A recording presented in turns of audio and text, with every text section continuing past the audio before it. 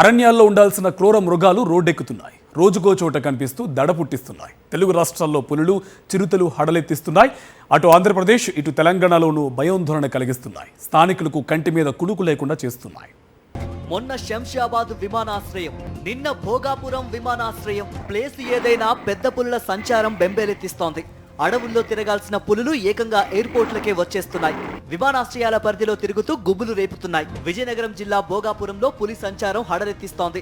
Dibbalapalem airport ప్రాంతాల్లో పులి సంచరిస్తున్న ఆనవాళ్లు బయటపడ్డాయి. పులి పాదముద్రలను ఎయిర్పోర్టు నిర్మాణ కూలీలు, దిబ్బలపాలెం జీడి రైతులు గుర్తించారు. ఎయిర్పోర్టు రన్వేకి, సముద్ర తీరానికి మధ్య ఉన్న తోటల్లో పులి ఉన్నట్లు అనుమానిస్తున్నారు.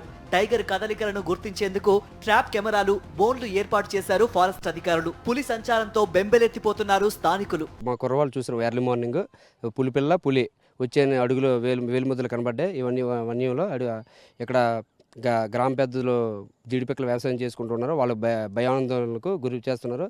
కాకపోతే ఇవి పులి ముద్రలా అయితే అనిపించింది, అందుకే చెప్పాం మేము. మా సార్కి అయితే చెప్పాము. చూసిన తర్వాత ఈ పెద్ద ముద్రలా ఉండడం వల్ల పులి అనే అనుమానం వచ్చింది సార్. మరోవైపు తిరుమల కొండపై చిరుత సంచారం కలకలం రేపుతోంది. భక్తులు కారులో వెళ్తూ ఉండగా చిరుత ఘాట్ రోడ్డు దాటింది. ఈ దృశ్యాలు కారు సీసీ కెమెరాలో రికార్డ్ అయ్యాయి. గతంలో అలిపిరి నడక మార్గం, శ్రీవారి మెట్టు మార్గంలోనూ చిరుతలు కనిపించాయి. అప్రమత్తంగా ఉండాలని భక్తులకు సూచిస్తున్నారు అధికారులు. తిరుమలలో చిరుత సంచారం అనేది వాస్తవమే. వారంలో సుమారుగా 1-2 సార్లు సంచరిస్తుంది. మన ఫుట్పాత్కి అటు ఇటుగా సుమారు 200 మీటర్లు, 100 మీటర్ల దూరంలో సంచారం అనేది గుర్తించడం జరిగింది. రోజు 2 గంటల తర్వాత చిన్నపిల్లలతో పాటు వస్తున్నటువంటి తల్లిదండ్రుల్ని అలిపిరి మార్గం ద్వారా మనం అలో చేయడం లేదు. అండ్ శ్రీవారి మెట్టు రూట్లో సాయంత్రం 5:30-6 వరకే మనం అలో చేస్తున్నాము. అండ్ అలిపిరి రూట్లో 9 తర్వాత ఎవరైతే వస్తూ ఉంటారో వాళ్ళందరినీ కూడా గుంపులుగానే తీసుకొస్తున్నారు. అండ్ నిఘా కూడా పెడుతూ ఉన్నాము. రాజన్న సిరిసిల్ల జిల్లా రుద్రంగిలో చిరుత సంచారం దడపుట్టిస్తోంది.